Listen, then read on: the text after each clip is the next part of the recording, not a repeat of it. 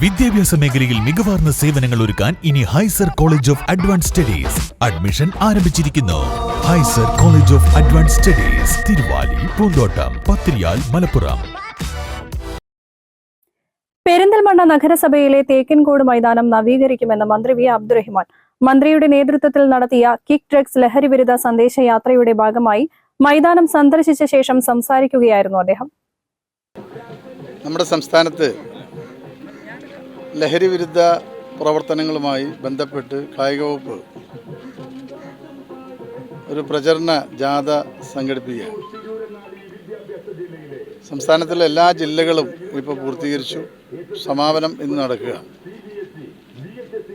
ഇതിൻ്റെ ഭാഗമായി പുതിയ കളിക്കളങ്ങൾ വീണ്ടെടുക്കുക എന്ന പദ്ധതി പ്രകാരം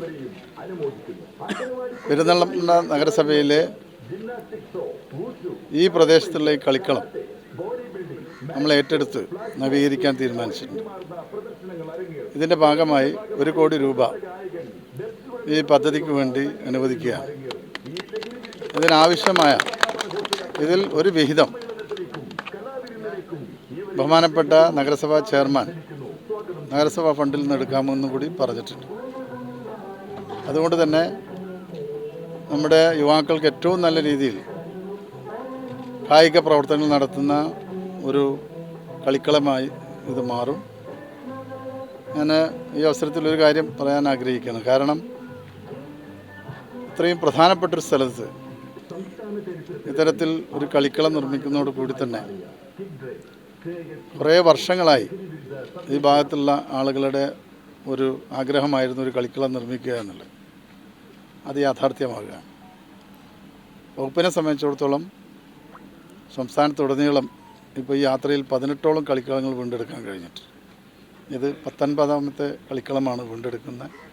ഇതിന് സഹായിച്ച നഗരസഭ ചെയർമാനെ അഭിനന്ദിക്കുകയാണ്. കളിക്കളം വീണ്ടെടുക്കൽ പദ്ധതിയിലാണ് മൈതാനം നവീകരിക്കുക. 1 കോടി ചെലവിലാണ് പദ്ധതി. നഗരസഭയുടെ സഹകരണത്തോടെ ആധുനിക രീതിയിലുള്ള മൈതാനമാണ് ഇവിടെ ഒരുക്കുന്നത്.